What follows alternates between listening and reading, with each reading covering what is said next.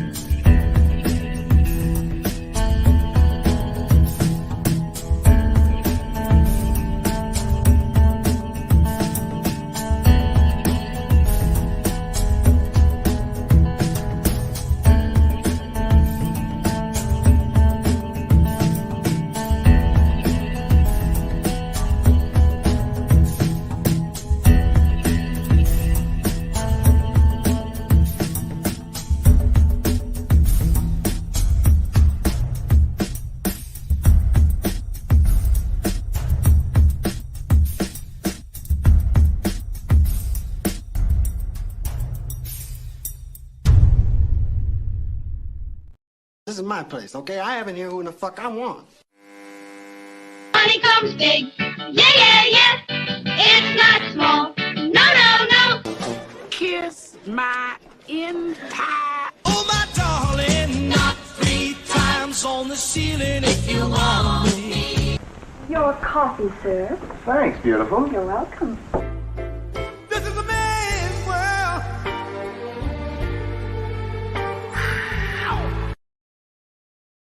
Oh, the doctor is in, baby. Oh, that is so good. I mean, first cup out of a fresh pot. What more could you want on a beautiful day? Let me play AM radio DJ here. It's 97 degrees with 90% humidity here in the Deep South at 1:03 p.m. And we hope you're enjoying your afternoon. And now we return to our music. Oh, let me see.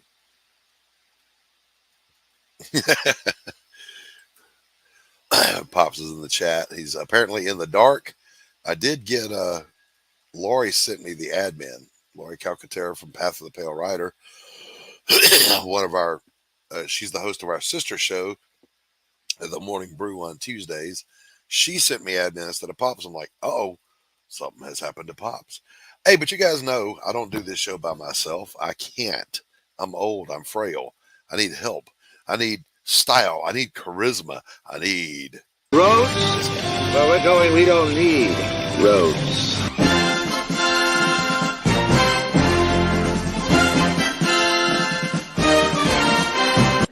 Gordon Shumway, nice to meet you. Interested in a new Buick? Nonsense. I've not yet begun to defile myself.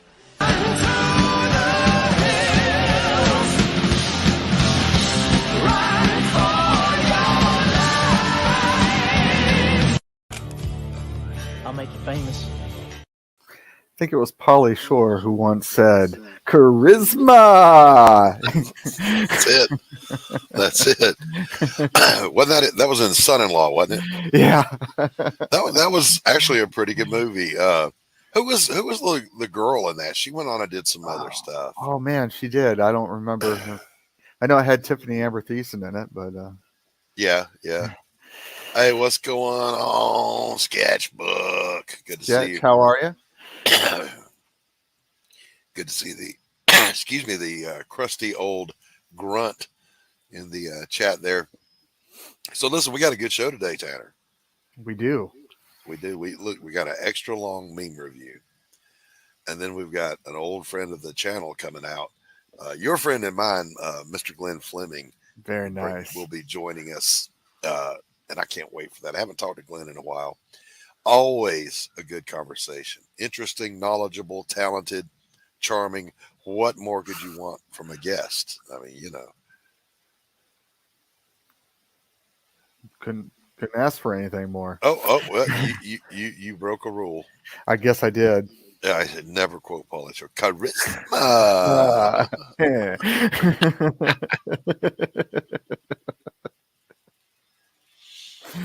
So I was telling Tanner backstage, boys and girls, you know, I'm old, man. I go to bed no later than 9:30 or 10 o'clock, and I'm up at 4 o'clock every morning. But we're on the home stretch with Pariah Blood and Mud, finishing the lettering. As a matter of fact, we only have 3 pages left to go, and they are very little lettering on them. But we worked until the wee hours, and then I couldn't get to sleep till the time I normally get up, 4 o'clock. And I thought, oh no, I'm going to be totally just wrecked by showtime. No, apparently 2 or 3 hours of sleep was all I needed. I popped up. I'm in a good mood. Yeah. I smoked too much. And so being awake that long and smoking that long, I'm really voice weary here. You sound good though. Okay. Driver of gun trucks. Okay. QM in the Navy. That's a quartermaster. That means you run the store. So I don't know what the hell you're talking about. Oh, there you go. I received Ren in the mail. Awesome. How did you like it? Did you enjoy it, Sketchbook? By the way, Sketchbook will come out on streams. I've hung out with him before. So when we throw it open one of these days, Sketchbook, you got to come on in here and hang out with us. Hell yeah, you do. He's almost witty in person, whereas in chat, he just thinks he's witty.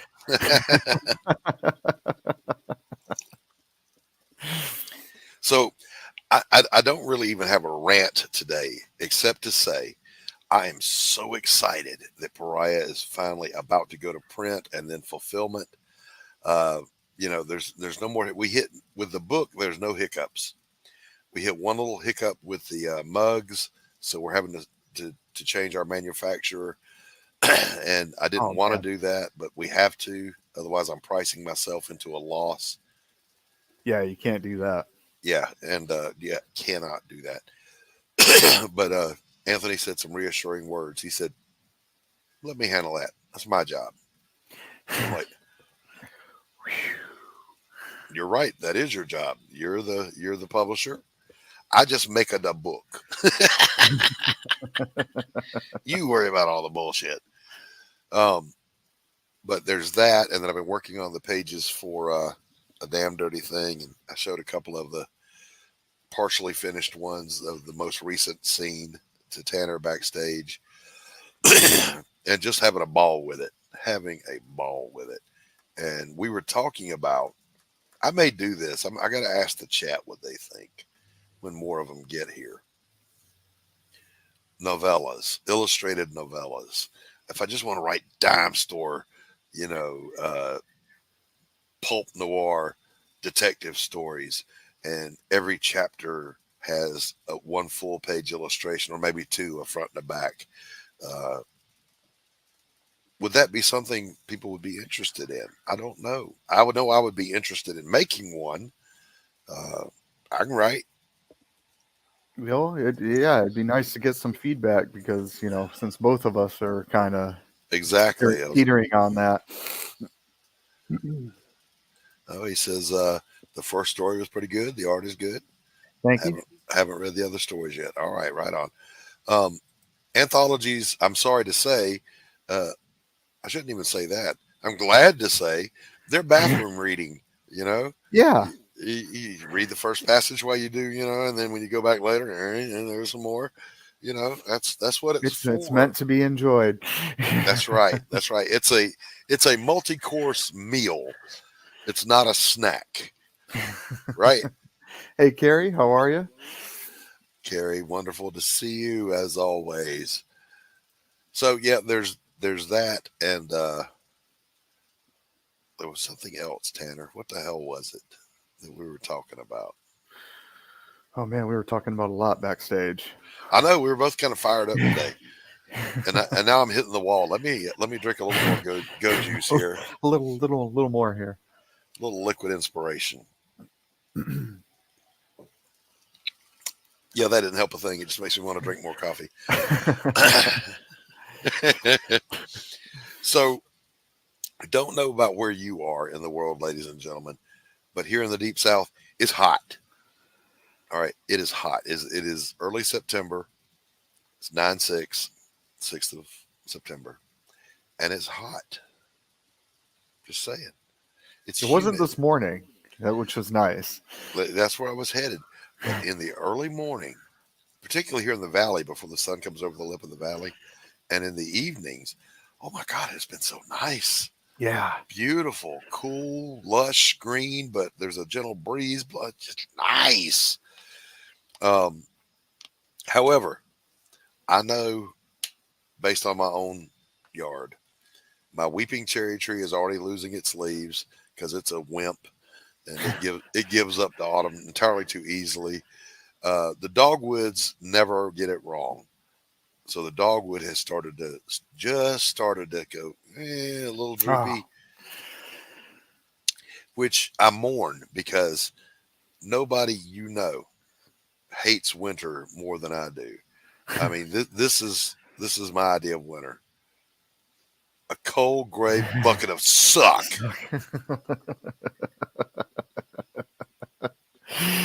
I hate winter with everything in me. Well, at least we don't get those kind of winters. Yeah, well, I've had this conversation. Maybe if we actually got enough snow to play in and have some fun with, it might be cool, but we don't. It's just gray, wet, yuck, and it's cold. Like Carrie says, it has been unbearably hot there in the UK. What's up? Okay, whoop, whoop, whoop, whoop. So you guys on the What's up, Matt? For a bit. Matt, glad to have you as always. Tree Goblin. Tree Goblin, our other mate from across the pond. Good to see you. We're going to have Glenn Fleming out here from your side a little bit later. But pardon me. Your pardon.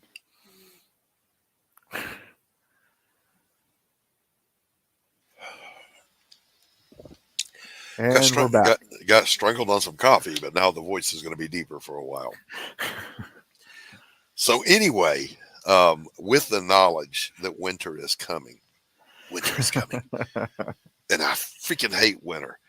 I'm going to use my platform, my bully pulpit right now, Tanner, to come at these people that, oh, I love autumn and I love winter. Yeah, I can't wait for sweater weather and boots and pumpkin spice latte and the pretty colors. Screw you.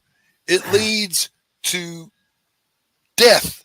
Winter is death. It is cold, gray, wet. You go outside, the air hurts your face. Pipes freeze and crack. People freeze to death in their homes, or they burn up because they were trying to not freeze to death. And it's just horrible. And I hate summer. It's really hot. So here's a litmus test, boys and girls. You're freezing cold. You're outside. I don't care how many layers you're wearing. It's just, it's cold, bitterly cold. You come inside. Oh, and you can back up to the fire. If you don't have a fire, then what? A heat vent? I don't know. And you warm up. That's cool. Takes you a good few minutes to get the freeze off of you. But then you got to go back outside because you forgot something. So you got to put all those layers back on and go do the damn. When it's hot, it's hot. But the second you jump into a body of water, you're cooled off that fast. So give me the heat any day of the week. Just saying. And see, I am one of those guys. It's like I like fall, Coming from Michigan, I'm a snowbird. Yes, you are the definition of a snowbird. Yeah. True that. Now we get some fairly nice evenings in the South. You can run you can have a fire. Yeah, 80 degrees is a heat wave. Agreed. Because a lot of people don't realize here in the States, you guys, Carrie and Tree Goblin, on the latitude, if we scooted you guys westward, you're parallel with Alaska. All right. It ought to be a lot colder there, but the jet stream keeps you guys warmer than that. But of course, it always keeps it wet there. Hey, Billy Power Max, good to see you, my friend. So yeah, that's kind of my, pardon the pun, hot take on why I hate. By the way, if you're ever at sea, hot will not sink your ship, but an iceberg will. Now you know, and knowing is half the battle. Hey, we got to get into some stuff here, Tanner. We do. Let's do this. We got some stuff to get into. So, all right. I was thinking we might start off with.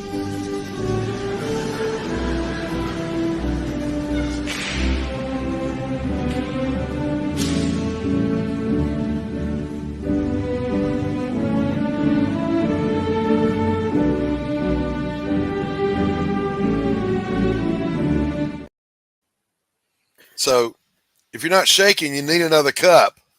This is true. Fact. Of the coffee. I'm just saying. I literally have this one hanging up above my coffee maker in the kitchen. So, yeah. Then, of course, I know these people on the Titanic submarine must have felt. I had a similar experience once when my toilet overflowed. That piece of shit. You guys hear him? Into my kitchen fire. I can relate to how you felt when almost a losing whole his Corvette. Town burned down. Yeah. What a piece. I just can't stand this guy. He's done nothing good. Everything he does is either bad, ignorant, or ridiculously embarrassing. And there's what Chinese products can you do without? I'll go first, but we can't say that. Don't finish it. Because even if it's true, the overlords won't let you. And we're going to circle back to what we're doing about that here in a minute. Not to brag or anything, but I can forget what I'm doing while I'm doing it. This is me. Yes, you will forget why you walked into a room. That's normal. But can you forget about what you're doing while you're doing it? Wow. You're doing it, Tanner. Oh, yes. So there was this, though, the people that are looking forward to the cold weather, the only thing I look forward to out of it is I do enjoy deer season because I enjoy the meat. But, the deer, I think we have a pretty good chance this season. The average hunter is getting older, and the millennials think meat comes from stores. But it's not just deer season that's coming up, boys and girls. It's also mask and jab season. Oh. Don't worry about kids peeing in the pool. They have bathing suits on. How does that even work? Like a mask. I freaking love that meme. Brilliance. I did not make this one. I make a lot of the ones you see on here. I didn't make this one. So whoever you are, you were a genius, sir.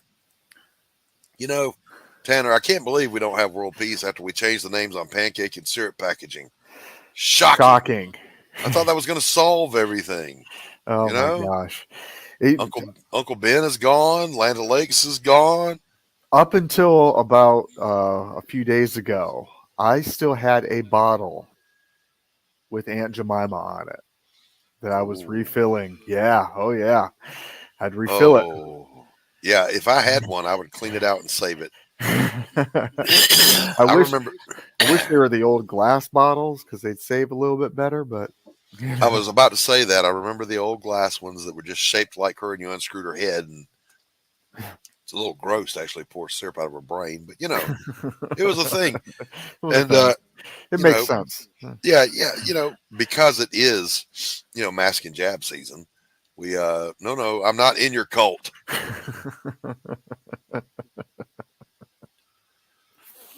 Speaking of which, this is I'm not going to read this, boys and girls, because it'll get us struck. But this is literally a photograph of the package that these things come in. Not going to say anything at all. Just let it speak for itself. Well, how about that? And speaking of the idiots currently in power, they forced businesses to close and people lost their jobs. Now that some people are returning to their jobs, they call it creating jobs. Don't let them lie to you come voting time. They haven't created any jobs. We are still at a net negative, period. Don't fall for it. We didn't mandate anybody. Nobody forced you to. Yeah, you either take it or, you know, no job for you. Your family starves, you lose your home, period. You know, no, but nobody forced you. Just remember that, boys and girls. Nobody forced you. But then I saw this one, and this one really, no, you will not be mandating anything to me. Apparently, there's some confusion on your part about the relationship we have. You work for me. I am not your servant nor your slave. I will not be talked down to. I will not be mandated to. I will not be forced to do anything against my will. You are my employee. It's not your place. Get it straight. Signed, We the People. Just remember, you know, sorry to my British friends, but 247 years ago, we had a little temper tantrum about being told what to do. But we'll end on this one. Every man on earth can relate.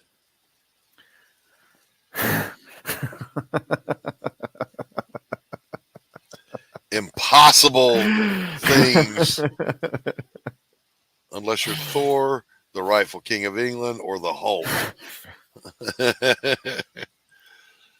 All right, so this has been another exciting episode of Meme Review. I'm not going to play the thing again. See, Pops, I'm not going to highlight. This is the power of me being the host. Quit being a wimp. In Arizona, the pool is 95 degrees. You can take so much off, and then you're still fucking hot. No, you're still wrong, Pops, because water is cool. You could go get in the shower and cool off. I've lived through the heat. I've lived through the cold. I'll take the heat any day of the week. Ha! All right, so we're going to circle back to, God, I can't believe I just said circle back to Tanner's great moments. But before we do that, we're going to go ahead. We're almost at the half-hour mark. We're going to bring out who you really came here to see, because God knows you didn't come here to hear me talk. We're going to bring out a friend of the channel. He is a writer, an artist, a traveler, an adventurer, an all-around good guy. He is the writer, self-publisher of Jack Kirby, A Personal Journey, Words and Pictures. Twice he had the occasion to spend time with Jack Kirby in his home, and that book is out. He's also the creator of Hatch, of whom I am a tremendous fan. So let's bring him on out here, Mr. Glenn Fleming. Hi, everybody. Okay. All right. Good. How are you? Okay. Yeah. Good to see you. Just before we go, I want a question of what you were just talking about then. What would happen, and this would apply here as well in the UK, what would happen if come voting day, nobody voted? Does the incumbent stay in? You know what? That's a good question. And I mean, statistically, it's not likely, but it is also not impossible. So I don't know. That would be crazy. Yeah. If we are in a state of war, they can suspend elections so that the government. Yeah, but that's a situation that is possible. But I'm just saying, when's your election? Next year, is it? Yeah. Year in November, right? Mm-hmm. I think we're heading for one as well because we've got. I think it's the past 2 prime ministers weren't elected. Right? Maybe 3. I'm not sure because I don't vote. I don't vote anymore. You guys went through a handful of prime ministers for a minute there. Yeah.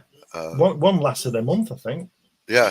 Do you remember, Glenn? You're old enough to remember between Brezhnev and Gorbachev. I'm only 25. When we went through so many premieres of the Soviet Union, they would just drop them. I'll tell you when it was. 1982. Yeah. Brezhnev died, Andropov, and then Chernenko. Yes, I can't remember his name, but yeah, and they were all heads of the KGB, weren't they? Yeah, and they just died. They all got a shot. Didn't get shot. They all got a shot of being the top man. Yes, they got a shot at being the. Hear that, YouTube? Don't censor us. We didn't mean pow pow pow, and we didn't mean pow pow pow. No. We meant opportunity. Being opportunity to be number 1 for 10 minutes before Glenn comes out and gets us canceled as soon as he shows up. Well, if people can't understand language, then that's not their fault. They don't. YouTube, don't even get me started on the censorship. Yeah. I had one of those leftist apologists come after me. Those, the type, the pseudo intellectual. Well, actually, it's not censorship. It's a private platform. They can do whatever they like. I didn't say it was government censorship, Scooter Poot, but it is censorship. All right? Get a dictionary, invest in knowledge, and shut the fuck up. All right, sorry. So anyway. Yes. Doc is stepping down from his soapbox. Never. I can't. I don't have the ability to not. But I will never directly attack a person, even like that idiot I just named. I'm not going to call him by name and attack somebody, but I'll attack stupid ideas all day long because they're stupid ideas and they need to be. They deserve. That's what they're there for. What was that thing when I was at college a long time ago? There was a guy. Well, I challenged this guy, and he had a badge on his jacket, and it said "Fight for Peace." And also, have you noticed? I know you're younger than I am, but you must have seen the photographs of the people, the students in America in the late 60s, early 70s, putting flowers in the National Guard. Right? Oh, yes. Yeah. And so you've got the guy in the National Guard who's got his helmet on and he's dressed like a soldier. He is a soldier, I guess, sort of. And I know you two are ex-military, but you understand what I mean. He's a soldier. He's got his rifle there, and he's got his bayonet on it. And the guy putting the flower in has got an army jacket on with stripes and U.S. Marines written on. He's got his uniform on.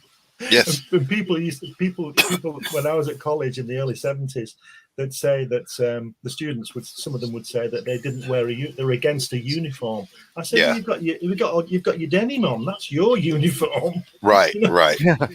Well, it's like the nonconformists, the punks in the 80s. We're nonconformists. Yeah, but y'all dress alike. Yeah. So, you're kind of conforming there, Scooter. Spiky hair and all that. Right. Mohican thing. So, Glenn. Yes. What in the world is going on with you? Introduce yourself.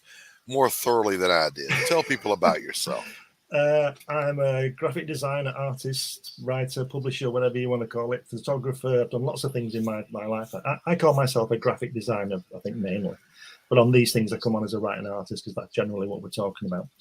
I've got 40 years experience in that line. I've worked for myself. I've been manager of studios and I've done all kinds of things.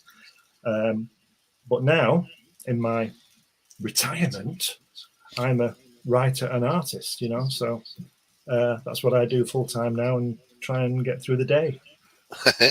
You know, it's same old, really. Now you have literally created a lot of properties, a lot of IPs, done a lot of illustration. I've been privileged to see a lot of it, and I'm a fan. That's sincere. I say it whether you're here or not. But in particular, of course, I love our little buddy. Yeah. Our little friend Hatch. Here he is. And that's what we're here to talk about today. Let me embiggenate you here. I'm just about to launch, not this book, the annotated Hatch next week on. Very nice. On Luke Stone's Fund My Comic.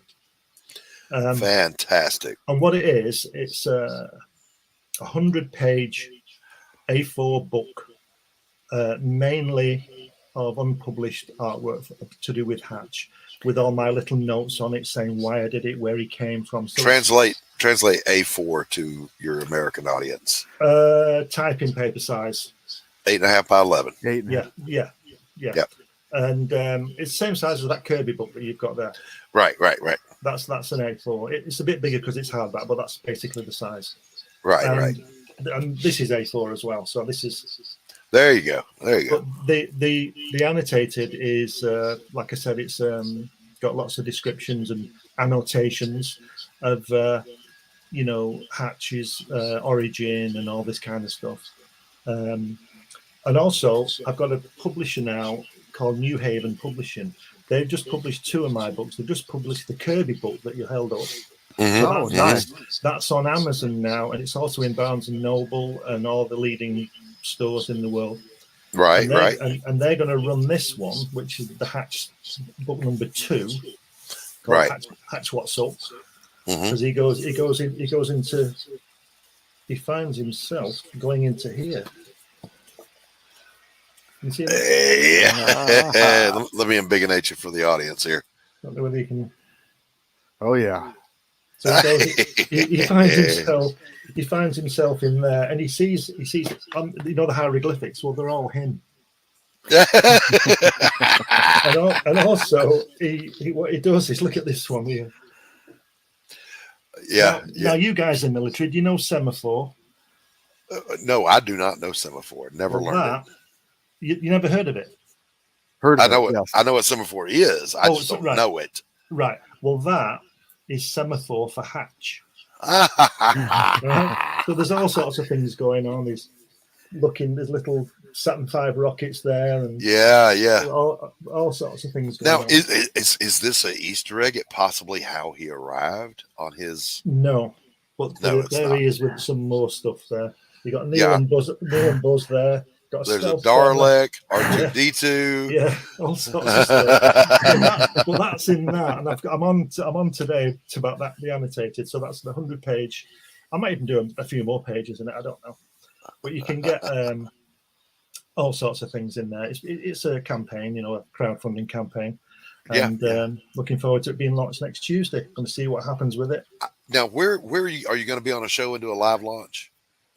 I'm not sure yet. I'm on a lot of shows. I booked a lot of shows, but not actually on the Tuesday for a live one. Well, you need to be. But I'm not quite sure, you see, because with you guys being living in the past all the time, your reasonable time is my 2:00 in the morning.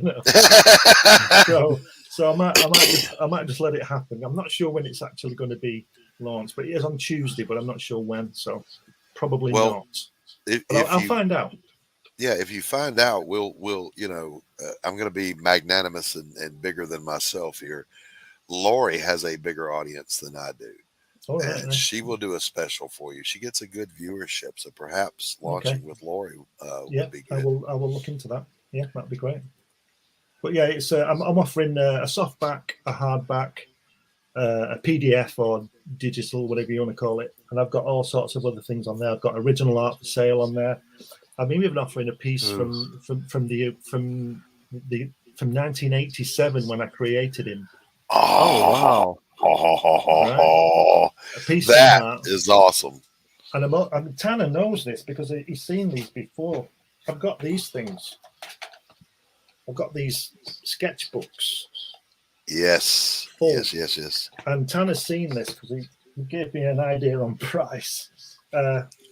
He saw one, the smaller one there. This is A5. Yeah. Right. And this has got lots of. Can you see it? Lots of pencil work in it. Yes. It's just very nice. This is what I do. You see, while Helen's making dinner, what I do when I'm just sitting there drinking wine and she's making dinner, having a conversation, and I'll get the gas bill and I'll draw a hatch on it and I'll just start drawing on it, and I draw on all her correspondence that she has to send back. so she bought me these, and now they're all full. So I'm offering one of these, but I'm also offering from this, which is all just pencil sketches. Right. I'm offering this, and I'm also offering a printed one and a PDF one. Oh, nice. So that you get 3 chances. This is the original, which is the good one. It's just all little drawing, just little sketches of him. It is what you get. You get what you get. Just all little sketches, all done in pencil. Yeah, and I've got a few of these. I don't know whether to put more on. Actually, might just see how it goes and add them. I don't know. See play it by ear. Yeah. So, but yeah, and there's also the figurine. You've seen the figurine. The figurine is nice. The clay figurine, that's up for sale, but that's going to be expensive.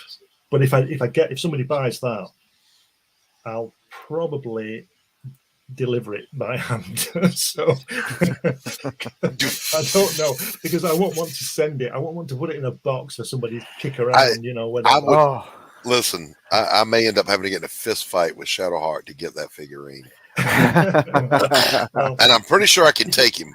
He's skinny. The thing is, you see, is that where I sort of fall down is that I work traditionally with inks and brushes. Right. So I do all my artboard. Right. So if I was to send this to the United States, God knows what it would end up look like through the post. Right. But look at that. This is the Hatchetor lineman. and he's up on his pole, right, with his little telephone down on his. It's beautiful. I love it. And who's he going to call? Right. Well, that's revealed in the story. So. And I've also, I want to. Hey, Anthony, good to see you, buddy. I'm getting old. You see, I want to sell all this stuff and travel a bit more. There you go. Stuff like this. Oh, wait. I don't know why that happened. There we go. This is the Apollo. Look at this. Yeah, and again, guys, this is hand lettering. There's no computer work. Oh yeah, this is all done on the board. So beautiful. It's all drawn straight on the board, and he's got his Apollo suit on. So, Glenn, take us back now to the 80s. Yeah. And Hatch is being born. He doesn't have a name yet. I know this. No, that was the first thing I think I got with it was his name. Okay. All right. And how did he come into existence in your mind? Well, what was happening was that in the mid to late 80s, I was studio manager in a design studio, and I was doing a lot of illustration, and I was reading about king features and peanuts and all that kind of stuff. So I thought that's pretty neat, and because they have such a great system at King Features, as I understand it, it's 50-50. The money is 50-50. So I sit down and draw, and they hawk it, and we get 50-50. I think that's a perfect, fair example of how to do business with what we do. So I thought, well, I'd like a piece of that. That'd be nice, So I went about creating Hatch, which hasn't appeared in newspapers, but that was my intention. And I thought, well, I'll create a little character. And there's I mean, it sounds crazy, but the reason he doesn't say anything, he doesn't speak a lot, makes a few noises, but he doesn't have a language because he doesn't have anybody to speak with. So he and I thought, well, that's a good idea because there's no translation. There's no translation problems with it, and it's more like slapstick. It's a visual comedy. Yes. Yeah, everybody understands slipping on a banana skin, don't they? Wherever they are in the world, I would imagine. Right. So you don't need to say anything. It's just funny, and that was the thing around it. And then I showed Jack Kirby because that's in the book. I showed Jack Kirby, and he said, "This is great." He said, "But he needs a hat." So now he wears lots of hats, So, like he's got his little flying helmet on there. Right. I've seen the pith helmet. I've seen the astronaut helmet. I've seen the World War I flying helmet. Yeah, he does all sorts now. He has a hat, and I must admit, it does make him. I think. Yeah, it tells where he's at. What he's thinking, what he's doing, just by what he's wearing. There's one strip I've got. I didn't get it out, but he's got full Indiana Jones kit on. With the fedora, and leather jacket, and stuff like that. Yeah. So it depends what he's doing. Right. He tends to wear what he's doing. No, he doesn't put it on. He's already got it on, and then like the Apollo guy, he's just sitting on the edge of his asteroid reading his book, and he puts his Apollo. Right. Because he's mad. He lives alone on a planetoid, and for those that don't know, there's no one else there, so he doesn't speak because he's never been anyone to speak to. That's right. But he has all these wonderful adventures because apparently the planetoid is kind of a TARDIS. It can have on it whatever it needs to have on it. Yeah, that's right. That's where he lives. Yeah, there it is. And you can see, beautiful. Can you see him there? Yeah. That's with his Apollo suit on. That's where he lives. There's also, you can see that there's a pyramid there. And if you look there, there's a Moai from Easter Island. Yes. Yeah. So there's all sorts of stuff.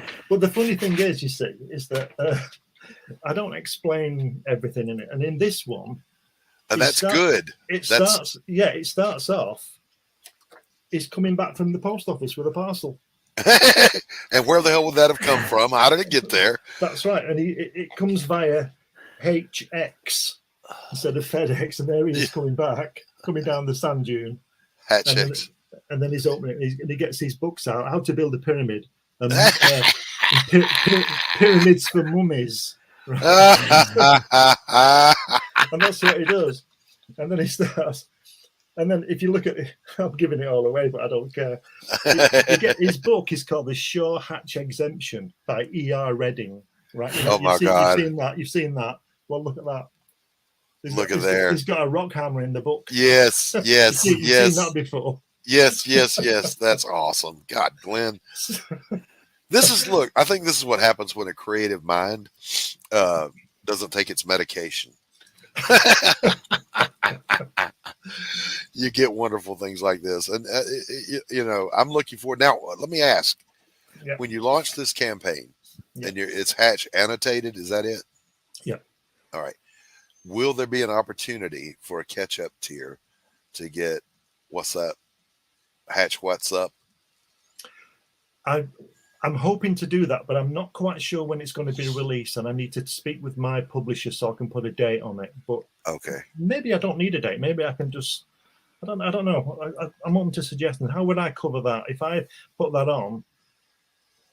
I'm not sure how it would work. I'm not sure how it would work through the publisher with me doing a crowdfunder. So exactly. With that being a third party, it could cause a little hiccup, but. Regardless, I think talking with the publisher first, But regardless, I mean, if a person wanted a copy of that, they could go to Barnes and Noble or Amazon and get a copy, which I will be doing, Glenn. But then I'm going to have to pay that big shipping fee because I want it autographed and personalized. Well, and I'll pay for the return shipping. Well, what I'm going to do, I'm sourcing. I've already sourced I don't know what we call it, an outlet in the United States. I will get them printed at Mixam. That's because I always use because they're brilliant. They've done the Kirby book. Right. And I will obviously pay for it, and then the guy will send them out from the United States. But those won't be signed. But I will be sending a package to him with an official certificate in it, signed by me, which he can put in the book. So if you ordered one in the United States, is that our buddy RJ that you're using? It's either RJ or Ted Davis. I'm not sure because Ted's got other things, a lot of stuff on his plate at the moment. But I'm going to talk to them, immediately. Yeah. But you will get whatever you order, other than a PDF or whatever digital thing, you will get a signed certificate from me. So in other words, if you order the book direct from me, you will get the book signed, and if you order it from the United States, you will get a certificate in it inside. Okay. Yeah. So, well, I want the personal touch, so whatever I got to pay to make that happen, I'll make it happen. Because Glenn, I'm a fan. All right. I like to think that we are online friends across the ocean. Yeah, of course, yeah. But I'm a fan too, truly. There's not a lot of things that are truly fresh and original. Hatch is all of that. I think so. It is just a breath of fresh air. Well, with the first 20 people who, pledge, whatever you call it, they will get a free backers. PDF backers. That's the one. The first 20 backers will get a free PDF of the ash can I did last year. Wow! The Swamp Thing. I don't know if you've seen the Swamp Thing. I think I sent you some artwork. Yes, you did. Sorry, Swamp Gas episode. And I'm also offering all the art. It's 5 pages, all the artworks on the campaign as well. But again, it's all real board, so it's going to be a nightmare. Getting the real deal. Yeah, so I might have to make a few trips over the water and deliver these things. I think when you launch that campaign, I'm sure you'll have a little video trailer commercial.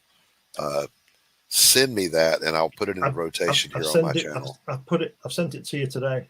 You've got it there. Oh, cool. Okay, great. I will put it into rotation here, and we will play it as frequently as I'm on. Thank you. What I did was I made one a few weeks ago and posted that on the actual campaign, and people were looking at it yesterday on Luke's show, and they were saying it was too long, and I can agree it is a bit long. So I've totally redone it. Mm-hmm. Nothing, it just isn't the same, and I've sent you the link for the new one, and I would prefer you played the one you've got rather than the one on the campampain.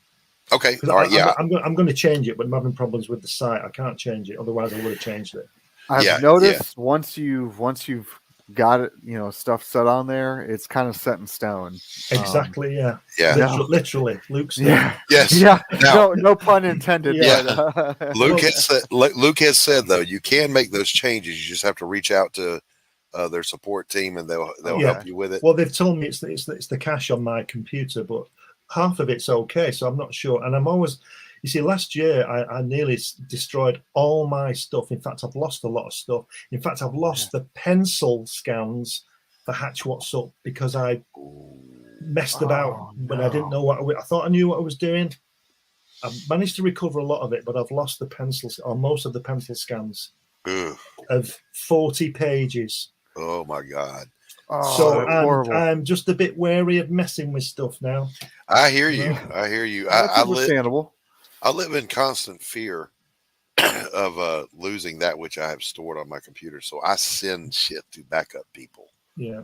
Attach it to emails, do whatever you got to do. For example, things happened. For example, yesterday, Glenn, when a rooster decided it was going to roost right above my window here where the electricity comes into the house, fried his ass, and knocked my power out.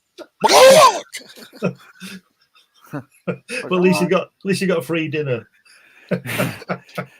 Fried chicken. And there you go. I don't know if you guys have ever been around chickens, but they will mourn for the loss of one of their own. They have a little meltdown. They stand around clucking. So the lights are out. The computer has crashed. And there is a chicken funeral happening outside my window. Oh no! Kentucky Fried Chicken, or Georgia, wherever you are. Yeah. So, Glenn, Let me show you this. This is more from the Apollo one. This is the Apollo spacecraft. Can you see it coming in? Yep.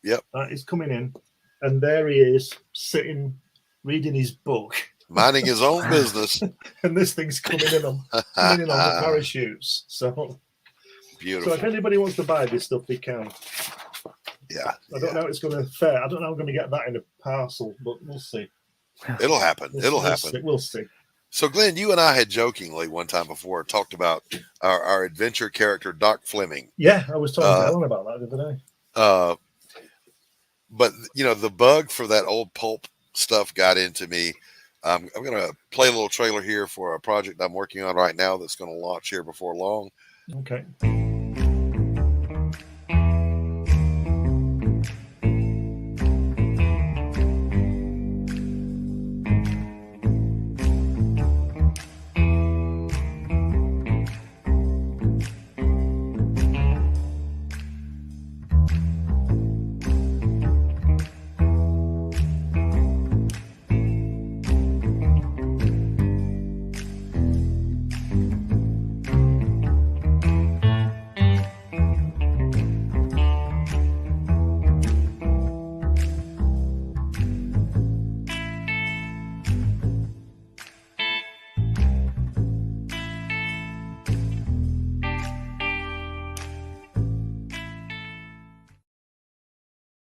Very nice. I got to hurry up and launch that campaign because it says launching in the summer of 2023, and we've only got a few days left of summer. Yeah, we've only got a few days. Great music as well. Yes, thank you. Look, I'm having so much fun doing this dime store pulp detective stuff. I may never go back and do anything else but that. Once I finish Pariah, because I'm obligated. But when I'm finished with Pariah, it's going to be Jake Bishop, private detective, from then on. I love it. That's awesome. Yeah, that's great. Now he is just a touch supernatural. He exists in a world that has the aesthetics of the 1940s, but they have all of our technology. They just call it different things. A computer is called a data type. You know, the internet has a different word. They have cell phones. You know, they have everything we have, but they still dress like it's the 1940s for the most part. Yeah. And his trench coat and fedora are actually magical items, and they don't make him fly. They don't give him protection. No, they just change into whatever clothes he needs. So, you know, if he needs a loud Hawaiian shirt, it can just transform itself into a loud Hawaiian shirt. Right. He can go to the Jimmy Buffett funeral. Rest in peace, Jimmy Buffett. You stole my life, but I love you. Yeah. So anyway, that's coming out here pretty soon. It's a 20-page book. I'm already on page 12, finishing it. So it'll be done here very quickly. And I can't wait to get it out there. So it is that point in the show, boys and girls, where we take a little bit of a break and run some commercials. However, I don't have a producer here. So I got to play a long commercial so I can run and get fresh coffee. So stick around. We're going to keep talking to Glenn Fleming. We'll be right back. Bringing you sex, sass, and style. Buckle up and unlock your imagination for a fun adventure with these death-dealing dames. They sail the galaxy in search of spoils. The most dangerous acquisition, and the most fruitful, are the legendary Splinters of Yggdrasil. The Splinters are magical artifacts forged from the Tree of Life that wreak havoc on the universe. The missions are perilous, but the bounty is glorious. Enjoy our hyper-fictional wonderland. How is a pirate ship sailing through space? 'Cause magic. How do they heal so quickly after battle? 'Cause magic. How are they able to communicate through jewelry? 'Cause magic. It's all about the characters. Abo, rough, robotic, ready. Mo, carefree, callous, courageous. Mistress Graven, daring, diplomatic, dominating. Betsy, academic, accountable, aristocratic. Nefara, ancient, assured, adrenaline junkie. Bruto, proud, prominent, protective.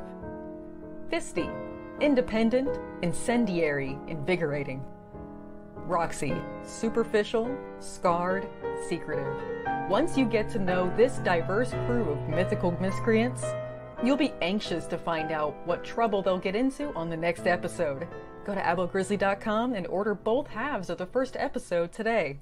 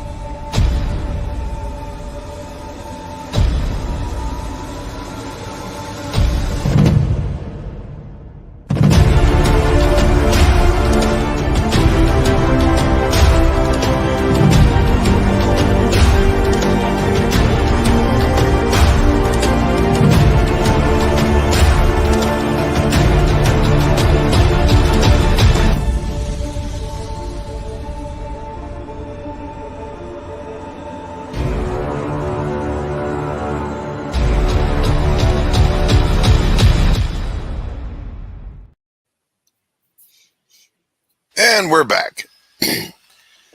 So, of course, Crips and Legends by our friend Stephen B. at Boldcat Comics. Yeah. One of the hardest working young men in comics. If he's awake, he's working on his books. One of the best visual storytellers, natural visual storytellers I've ever seen. And he has a very unique style that's coming into its maturity. Just been amazing to watch the growth. Get over there, show him some love, and back it today. And of course, Abo Grizz. I mean, come on, man. Just Mo and Joe are just great people. Magic, because it's magic. It's magic. And Joe will be doing the voiceover as the voice of Elizabeth Payne in the next Pariah book. Nice. So for the commercials, Great. I can't wait to do that. Can't wait to do that. She's got one of the best female broadcasting voices I've come across in the community since I've been here. So absolutely. She's really good. I just had my Helen do a voiceover today. She does this, what I call her Joanna Lumley voice. Her what now? Joanna Lumley. Okay, Joanna Lumley, yeah. And she's just another ad for Hatch for me, so you have to listen to that one when it gets posted, wherever it gets posted. I don't know, but there he is as Indiana Jones. Yeah, hold on. See? Yes, he's got his rock hammer with him. Yes, and there he's listening to some music, so he's broadcasting that to him. 1,000 ways to entertain yourself. You know, Hatch is a self-starter. He is independent. Yeah. He is adventuresome. When really, you know, what would you do if you were alone on a planet, man? I think I would just, you know, die. Well, you wouldn't know, would you? He doesn't know. He doesn't know. Yeah, he doesn't know what lonely is because that's right. It's just there's nothing to miss. All he knows. That's all he knows. Yeah. But I've also, I told you, I think I've told you before, when I went to college many years ago, the main thing I wanted to do was animation, and it turns out in my 40-year career, it's probably the only thing I've not done. I've done little bits, but nothing significant. Anyway, it's going to happen again because I've now got an animator, a professional animator, who's interested in animating Hatch for me. Oh wow! So it's a double-edged sword. It's like wow, and I'm not doing it again. You know what I mean? But I can live with that. Wait a minute, am I frozen? You were, but you are. I am now. You're not to me. I can see you moving. Yep, dancing. Right, You're frozen on my end. He's across the pond and he sees me moving. Yeah. What in the world is that? What kind of mischief is happening here? Magic. It's prom. So Pops is saying he thinks Stephen B took the campaign down. We'll have to see, but at any rate, just reach out to Stephen B at Boldcat Comics if you want to get a copy. Now, I was about to do something else. Don't let me lose my train of thought here. Okay, I got to go argue with my publisher and win that argument because he's wrong and I'm right. I remember what I was going to do now. I got it. Speaking of just iconic cartoons, let me load something here real quick. Just sneeze in there. Wow. The brains come out, don't they? Hang in there. It's going to be okay. Glenn will, of course, have seen this, but I did not know this existed until last night. Wow, you have to. So Charlie Brown does finally get to kick the football because Spider-Man helps him. And it's John Romita, Burke, and Schultz. Oh my gosh, that's awesome. Look at that, man. But never mind Spider-Man. Look at that lettering. Yeah, This is why I do my own lettering. Yes. But anyway, sorry, you're going, Spider-Man. I mean, fancy, you imagine Spider-Man coming into Hatch. That'd be something, wouldn't it? Yeah. Now, me personally, I'm taking this over to Photoshop. And in the last panel where he says Yahoo, I'm going to change that and forgive the crudity. It's going to say, fuck you, Lucy. I wouldn't do that if I were you. I'm going to do it. I can't help it. No, I won't do it. I would never do such a thing. I would not deface work like I didn't know that existed. But, speaking of Schultz, I didn't either. I've seen that before. Speaking of Schultz, I was in Ontario, California, at the airport there, just out of LA,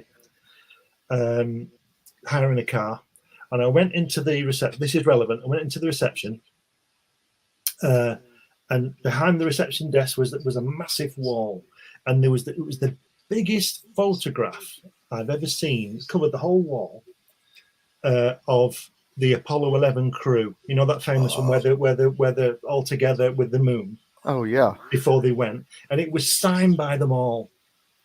Wow. And I said to this guy, I want that, and he just laughed. And I turned. I booked the car and turned left, and on the wall was 5 pieces of Schultz artwork, all framed, and the sort of 30 by 8 or something. Yeah. And he'd signed it right across like. Wow. And I thought, I'm not sure which one I'd rather have, that one or the Apollo 11 crew, because there's not a lot of. And where was this? Where did you get to see these?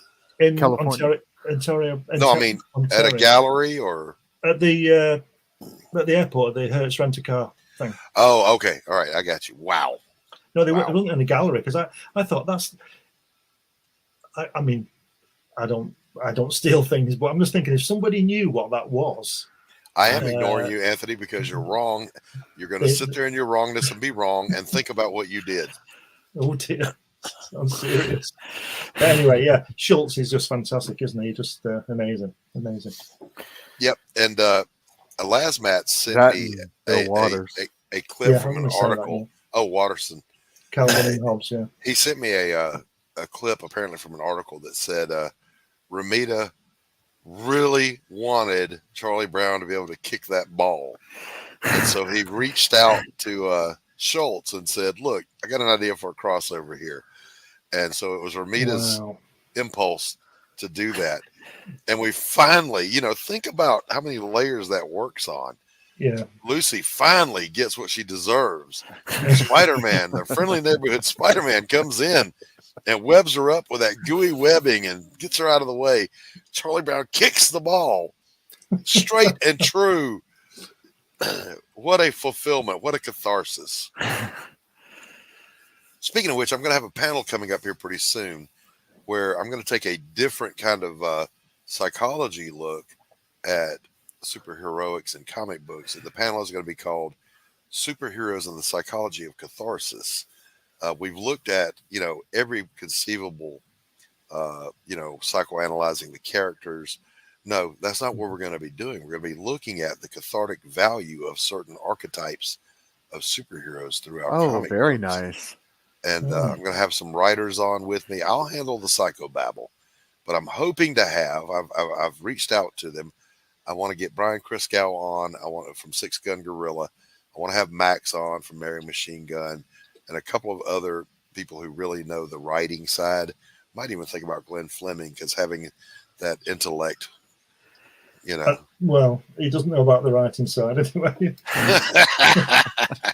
If you listen to some, he doesn't. I've only published 11 books. Must be doing something right. Yeah. Yes. You may know what you're doing. It's like and again, I won't mention the name because I don't throw people under the bus, but Mike Barron was on panel with us. It was a huge panel. I think there were 12 of us on panel. Oh man. And somebody got sideways about his Private American and took it as something it was not. And in the course of the little heated moment, this person said to Mike Barron, well, apparently you don't understand storytelling. Oh yeah. Yeah. Not knowing who Mike Barron was. And well, I just told Mike later, I said, Mike, another 30 years and you might get a handle on that writing thing. Yeah. That reminds me of there was in the 80s when Oprah Winfrey was big, big star. Right. And big physically. She had 6 of the 12 men who walked on the moon on her show. Ooh, right? 6 of the 12. And they were asking questions and all this kind of thing. And this guy, I said this was on Pops's show a couple of years ago when I was first on, when we did the European thing. We had such a laugh that time. Right. This guy gets up, he stands up and she pushes the microphone under his face, and he said to the 6 men of the 12 who've walked on the moon, can you see the Great Wall of China from the moon's surface? And they all looked at each other. And Charlie Duke, who I've spoken to, who was Apollo 16 lunar module pilot, 10-month on the moon, said, no, you can see it from Earth orbit, but it's only a thin line. You have to know what it is. You wouldn't say there's the Great Wall of China. If you knew what that little thin line was, you would know it was there. It was it. But you can't see it from the surface of the moon. And this guy, Joe Soap, says, well, my friend Steve says you can. So they all looked at each other, and Charlie Duke in his lovely North Carolina drawl said, well, tell Steve you can. What a jerk. He's talking to 6 of the 12 people to walk on the moon, and he's telling them that they've got it wrong and Steve knows. So I started a Facebook page called Steve. Right. And everybody was writing things for about 3 minutes, and then it sort of went away. Steve says, so somebody just runs into it must be true, because somebody Steve runs says, into the operating room as the surgeon's doing his neurosurgery. Wait, Steve says you're doing it wrong. So that might be our new thing. Steve says. Steve. There was I kind of relate to that. One of the things that used to piss me off, it doesn't anymore. Early in the days of Facebook, someone would say something about medicine or psychology, and I may know a little bit about those two topics, and I would provide the correct answer to their inquiry, and then all the Facebook doctors and psychologists would come out of the woodwork and give their opinions. Yeah, and I was like, oh, that's stupid, but I ignored it. But then one time this girl asked about something, and I gave her the only correct answer that exists in the universe. And she goes, well, I don't know. I'll have to go see what my doctor says. Then why did you ask the fucking question? And by the way, be sure you tell your doctor when he tells you what I just told you, that, oh yeah, this Navy corpsman who treated, a few thousand people in his career said the same thing. Yeah, Pops, we need a Steve Says segment. Definitely. Well, Steve says you can see it from the moon. What a fucktard. How stupid do you have to be to do something like that? Oh, well, I want to meet Steve. He must be a pretty impressive guy. Yeah, I was going to say, right? I'm kind of picturing Cliff Clavin from Cheers. I'm picturing the most interesting man in the world. Or Dale Dribble. They've been after me for 15 years. It's a conspiracy. Yeah. All right, listen, boys and girls. We're going to do a little segment now. He thought he was going to get out of it. That we do every week on the show here. And I'm glad we're joined by the great Glenn Fleming for this. It's a little something right now.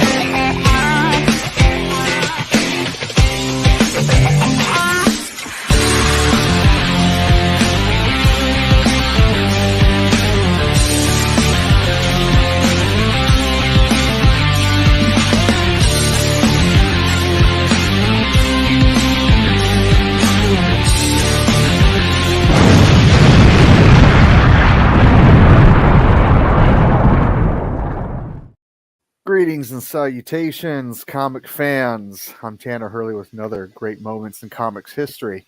Now, I got challenged last week to discuss the dynamic or the contributions of two of the three big families in comics kingdom, in general, not just Marvel, but right. But with DC as well as some of their own projects. We were talking about the Buscemas and the Romitas. Now, who did I forget? You said two of the three. Who did I forget? Oh, well, come on, the Kuberts. The Kuberts. Not fair. Not but fair. It's okay. We'll discuss them on another show. Yes, we will. All right. So tell us about the Buscemas and the Romitas for those that don't know who they are. Okay, so if you don't know, you got Big John Buscema, who's done everything, and I mean everything yes. under the Marvel. But he has given us what we consider the Marvel way of drawing. Okay, right. So I mean, really. No, he hasn't. He gave us the book with Stan Lee, but he didn't create the way it was done. Well, true. He didn't. He did. Simple as that. No. When you think of the Marvel way, you think of the Marvel method, the book. Yeah, I know you're young, Tanner, but before John Buscema, there was this guy called Kirby and another one called Ditko. Yes. We've already who'd been around in fairness 20 or 30 years before Buscema. In fairness, Glenn, we have covered. We've already covered those guys. We have covered them. Given them their due. Okay. They're the founders of the feast, and I like to think of. I like to think of those Silver Age legends, Buscema, Romita, friggin' George Perez, John Burke. Yeah. These are the children of the founding fathers. Yeah. Yes. Yeah. But so anyway, like none other though, you had John Buscema, who the only person you could compare him to would be Jack Kirby in terms of like just sheer artistry and drawing. I mean, because the man can draw. I mean, right now, okay, that's Big John and his. That's Big John now, and his brother also Sal Buscema was an artist. Did a lot of work with. Did actually a 10-year run on The Incredible Hulk. Right. Known for The Incredible Hulk, and then later runs on Spider-Man, which was, who set the precedent for that was John Romita, right? Who created wonderful characters like Gwen Stacy and Gwen Stacy was in Ditko Comics. Well, that's right. She wasn't. Okay, I was trying to do a lead up. You're right. She was in Ditko Comics. Oops. See, we're glad to have you here. Glad. Right, okay. Be straight. But go ahead. But he did, face it, Target. You've hit the jackpot. Oh yeah, he made the girls beautiful and Peter Parker very handsome, because Ditko's characters are a bit quirky, aren't they? Right. I used to think, Glenn, by the way, that when we first see Peter Parker, that Aunt May and Uncle Ben must have really not liked him because of the way they dressed him, which is guaranteed to make him get his ass beat at school every day. Well, come on, that blue sweater vest. Come on, he was going to get his ass beat. Well, the Romitas, and this also extenuates into John Jr., who's not actually a junior, but they called him Junior, right? Because of his dad, right? They're really good at style. So I mean, if you look at their comics throughout the ages, the characters are dressed in the style of the times. Yes, and both the Romitas were amazing at doing that. Right. Yeah, they were masters of design at a level that I mean, it kind of set the bar, and you don't go below that bar. No, where they put it is where it stayed. No, and it's still one of my pet peeves. When people rip on John Romita Jr. Oh, you can't draw. Like, yeah, he can. Well, I wish I could draw as badly as he does. Right? Exactly. Same with Sal. I always thought Sal Buscema was an inker. His work, I think his best work is when he inks, especially when he inks John. I think he inked him in the Avengers. I'm not sure. Yeah. He did ink him in the Avengers. And yes, you're absolutely right. It's superb. Yeah, I wonder who owns those pages now. Right, right. And I was thinking about Romita Jr. in his later work, where it's real blocky, a lot of black, and think about the Daredevil Man Without Fear graphic novel. Oh, and people were trying to hate on that. Man, take the time to look at that panel work and rethink yourself. Yeah. That is some of the best storytelling panel work I've ever seen. But people forget he's a machine. This guy was working on 4 to 6 titles at a time. 4 to 6 titles easily. Didn't he do the Eternals graphic novel as well? And that he did. How many pages is that? Oh my gosh! It must be about 70 pages. 70 plus easily. Yeah. So when did he find time? Exactly. Look, I've worked that deadline schedule before, you guys. Okay, 1 book a month is nerve-wracking, ulcer-inducing, curl up in a fetal position and cry kind of deadline. Could you imagine 4 to 6 times that workload?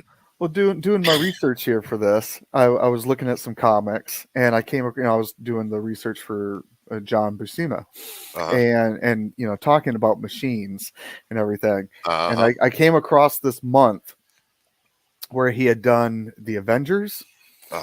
He did a guest artist on 2 books. He was a guest artist on Red Sonja. He did a John Carter of Mars, and then the 4th one was he was doing Conan. Yes, so I'm like, oh my God, this beast. And that goes back to, I think, when comics, particularly early Silver Age, like Glenn said, you had Jack, you had Ditko, you had Stan Lee making his contributions. These guys were the founders of the Feast, and this was not artistic expression. This was a job. They clocked in, they did the work. And so they know this guy who's talented. They bring him in. They know this guy. And this is what brought us the Romitas and the Buscemas and that early crowd. They kind of all knew each other. They were New Yorkers. And Marvel very much trusted their creators when they said, hey, I know this guy, and they would bring him in. Glenn, you commented on this in your video with Jack Kirby about, I'm trying to remember the quote. Jack said, hey, they're paying so-and-so to draw pictures. Yeah, that's right. Yeah, that was one of his friends. Yeah, and Jack was like, well, I can draw. He got a job. I think it was with a newspaper. I can't remember which one. He got a newspaper, and he was doing editorial and political drawings. Cartoons. Cartoons, and the odd strip. And I think he'd be about 18, and his friend saw what Jack was doing, saw them getting paid, and he ran home and told his mum he was going to get a job. Yeah, like Jackie, as he called him. Yeah, and I'll draw, and they'll pay me for it. And obviously, and that's a great clip. Like most people, they think they can sing and they can think they can draw, and they right, exactly. And it's something I will stand steadfastly with, is that you can't learn either. You can't learn to be Jack Kirby, because believe me, if I put the hours in, I would be Jack Kirby now, and I would sing as well as Marvin Gaye. I sing every day, and I still don't sound like Marvin Gaye. And he's been dead for 40 years. And he still sings better than you do. And he still sings better than I do. So I think there's a little thing in there that people don't like to acknowledge, and it's called talent. This is true. Absolutely. And it obviously runs in families. You see Ms. Romita's, Cubert's, Hello. And these guys were so productive and so instrumental in building that Silver Age pantheon that came into being, and refining. And you know, we talk all the time on here about being a good steward of these intellectual properties. For modern creators are dropping the ball on that. You know, you're supposed to either improve it or don't F it up. Yep. I don't see much improvement. No, I see a lot of destruction, actually. Yeah. But having said that, these guys got that premise. They understood, you know, if I can't make it somehow better, then I'm not going to mess with it. I'll just keep it. A little known fact, Romita Jr. was also invited by the Image guys to come with them. And they originally I remember that. There's actually a photo of Romita Jr. with the Image guys. That was I remember. I've got that photo somewhere. I will find it. I will even add it to the intro for Great Moments. Yes, Romita was in that crowd. Junior. Well, he was invited, but he didn't. No. I mean, he was in that discussion circle when they were planning to do this. Yes, I remember that. I was there. I was in comics at the time. Have you seen that great? I don't know what it's a program. It's on YouTube. I saw it on YouTube. It's Stanley and John Romita Senior, and the lad. And they're both there, the lad, they're discussing the artwork and stuff like that. And I don't know what it is. It's a Stan Lee program anyway. And what he does, Stan Lee, they're all sitting there really tight with this drawing board, I think. And Stan Lee says, "Right, okay, you two, we're going to find out who's the best artist." And Dad just smiles, and the lad collapses under the table because as good as he is, and he's a great artist, he's nowhere near as good as his dad. That's absolutely true. And you can see he goes, "Oh," and you can see like end of career written on his face. And his dad's just smiling because his dad knew he was pretty good himself, So it's just great. And I think that it's one of the best things Stanley ever did. You can see he's doing it for a bit of fun, he's not trying to destroy anybody. He just does it as a bit of fun, and it's just really funny because, like I said, just the lad goes, "Oh no," and he crawls away, under a stone. And you think about now the process of, all right, first of all, let me set this up. Let's pretend for a moment that we're back in the 80s, 70s, 80s, and 90s, back when Marvel and DC were something to aspire to work at. That process of getting in there became an audition where only the best of the best had a chance. And there's nothing wrong with that. There's nothing wrong with I'm going to say, I think that's the good thing. Yeah, expecting. I think of people like, yes, of course, all those Image guys, but think about the guys who didn't get that kind of spotlight, like Steve Epting. If you ever get a chance, go look at Steve Epting's run on the Avengers in the 90s. Oh, we lost Tanner. Some of the best artwork I've ever seen with Tom Palmer inking him. Bob Harras or whatever. You couldn't go wrong with Palmer ink. Well, I was going to say you could pretty much scribble and Palmer would make you look good. But Epting is that good. Going on from there, he has maintained consistently one of the best artists out there, in my humble opinion. If you haven't seen his work, go check him out. Steve Epting, Epting. Nope. Tanner, you went AWOL. Yeah, sorry. You tried to go over the wall. Shoot him. But anyway, if you imagine yourself in the days before that, when you're that little core group of Jack Kirby, Stan Lee, Steve Ditko, Kirby. who else? Didn't I say Kirby? I said No. Kirby. Yeah, I did. Oh, sorry. I said Jack first. Oh, sorry. You're that proud. It was clouded by that word, Stanley. I was trying to. I was wondering why he was there, but go on. But you're at Timely, and these things they're kind of starting to take off. And Bill Everett. Hey, yeah, and Bill Everett, we've got something here, and it begins to grow. And now there's no internet they can't put out on the World Wide Web. We're looking for sequential artists. Hell, sequential art wasn't even a phrase back then. It was just, we need people who can draw. Yeah. And then that organic process of the growth of comic books in general, Marvel, DC, whatever it was, Gold Key, doesn't matter. That organic growth was such a natural and beautiful thing to watch. And it was all word of mouth. This guy knows that guy. This one knows that one.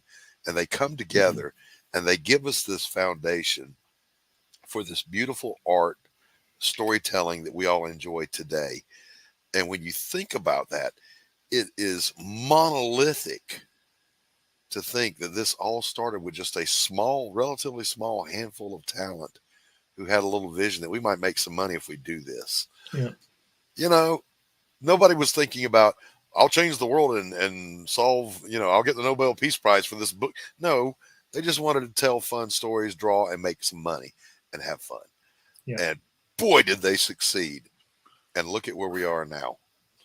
Or not now, but the height we hit. Where we were, yeah. The high water mark back yonder. All right, boys and girls. I think the problem. Sorry, did you finish there? Sorry. Well, no. We actually go ahead, but we got to wrap up. Go ahead. Right, I was going to say that the thing today is that they don't understand where it came from. There's no appreciation. I get this now because I'm really old. I get, oh, you're old, you don't know what you're talking about. But I know what I'm talking about because I'm old. Exactly. I turn that around. You're young. You don't know what you're talking about. Yeah. I had a guy tell me that, Glenn, as though it were an insult. Oh, well, you're old. I'm like, so what you're saying is I've succeeded at life far longer than you have. Well, in my 30s, when I was working at this company, there was this guy and he didn't like me. I don't know why. I didn't work with him. I don't know why he didn't like me. And he didn't like me. I was in this meeting with him, and I said, we were throwing things on the table, so to speak, of ideas for brochures and photography and all this kind of stuff. And I've always got lots of ideas, you see. And I'm throwing all these, and he didn't say anything for 10 minutes. And I said, what have you got? And he said, I'm sick of this. I'm sick of this. And me and this other guy said, what? He said, me. He said, you always got these ideas. You don't give anybody else a chance. And I said, whoa, that's not true. I'm asking you now. Tell us. I haven't got any ideas. And you know what he said? He stood up and he said to me, and anyway, you look like Jack Nicholson. So I'm out of here. And he went out and slammed the door. And this other guy who was with looked at me and he said, you do look like Jack Nicholson. How cool is that? You know what I mean? So, what kind of look? I've seen those kind of meltdowns before. There is no explaining that kind of behavior. It's just, it is what it is. All right, it's time to wrap up the show here, boys and girls. Okay. We're at the hour and a half mark. I could literally sit and talk to Glenn for hours. Oh, definitely. I'll come on again. Yeah, we always have a good time when Glenn joins us. We'll have to do it again soon. Don't be a stranger to the channel, Glenn. Come on back anytime. Can I just say to everybody, sure. Tuesday, Hatch Annotated Fund My Comic. Yep. Take Get a over there. Absolutely. Check it out. Check it out. In fact, you can look at it now, but it'll be launched on Tuesday. Yeah, Glenn may shadow launch it or ghost launch it, or he may go on somewhere. We'll just see. Either way, it's going to be live. You can get over there and get your hands on some Hatch, and who wouldn't want to? Let's. We're going to play a couple of things here, but I want to comment on this next one. You know, right now on Kickstarter, the Madness Comic Network Pops is launching a campaign for a Roku channel, and it is a big dream that can be and is looking like it's going to be a reality, and it's needed. My show, I enjoy doing this show, but I constantly have to put a muzzle on myself because of the YouTube censorship overlords. Imagine this show where I speak freely. Say what you think. Now imagine a whole network of creators, from comics to toys to games to collectibles to whatever, all coming together to create a network where we can all absolutely operate without fear of being crushed under political correctness. So with that, let me play this for you. Yo, Pops fans, Ant here. The Madness Comic Network is evolving into the Madness Roku Network. We're taking our stuff to Roku. We're joining great channels like the American Horrors channel. We're taking our stuff over there, guys. We love it over there. You're going to love what we bring you. We got some great shows, all kinds of different stuff. Come join the madness, yo. Madness Roku Network right here. Peace. On Kickstarter right now. Get over there. If you can't, bring a show to it, or buy a premium slot for your show. If you can't afford maybe advertising, there's a donation. You can donate as little or as much as you want to and say, I would love to see all of these creators that are on this network be able to really cut loose and speak freely and show what they want to and do what they want to do without this woke. See, I can't even say the words I want to say right now. Yep. Without all that. Let's play another couple of things here from some friends of ours, and then we're going to be out of here. I want to thank my guest, Glenn Fleming, for coming out. Tanner, thank you. As always, I can't do this without you. Chat, you guys are the reason we exist. We love you. Except Anthony Romano, we're going to fight because you're wrong and I'm right. And here we go, boys. Ask him if he got my book. Did you? Yeah, Anthony, did you get Tanner's book? You got my book yet as well, Anthony. Nothing unusual about a 4 a.m. call to a back alley in downtown Kenton. A young woman lying pristine and unmarked on the cold, hard ground. I get to work quickly, but there's not much to go on here. No marks of any kind, no signs of struggle, just a dead Vic in the middle of an alley. And then there's that. Dead body in a dumpster that looks like a grizzly bear has crawled its way out of his stomach.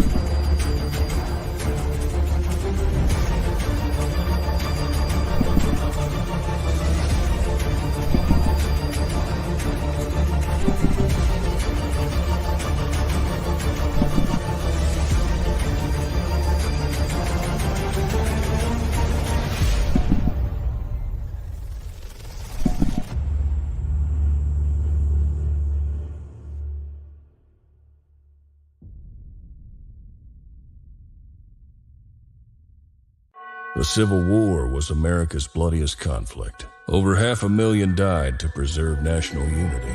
When the war ended, Confederates like Harley Brogdon headed west, shooting game for the Army and gambling. When a card game turns deadly, Harley shoots in self-defense, killing the card sharp who threw down first. Wilfred Knorr, the card sharp's wealthy father, will stop at nothing to see Harley hang. Harley flees to Cobb's Gap, an old silver mining town at the foot of the Rockies. A remarkably peaceful town, especially after dark. But the sheriff harbors a dark secret, and no one dares go into the mines anymore. Cobb's Gap is full of secrets. People speak in hushed tones of something in the mines. Something worse than their cursed sheriff. Something even the Indians fear from the deepest pits of hell. Every secret will be exposed. Bronze Star. Order your copy at bronzestarcomic.com.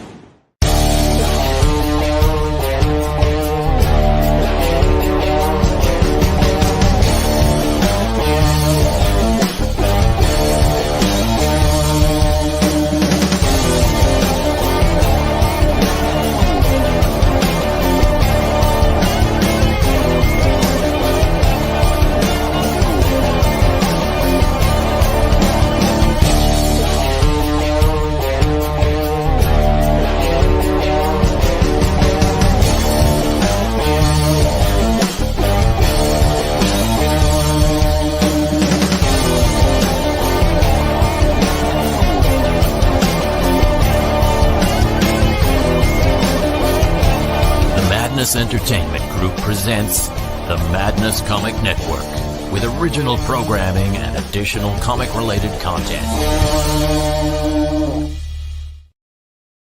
Comic Books for Kids provides comic books to kids in hospitals and cancer centers across the U.S. It's a place where we can all work together to make sure every child has a comic book. 100% of all proceeds go towards the kids. It's about making a difference, and while they're in the hospital, allowing them to fly like a superhero, battle dragons, or rescue teddy bears. We are in every state in the country and now support over 160 hospitals. Every month, we add more. Visit cb4k.org.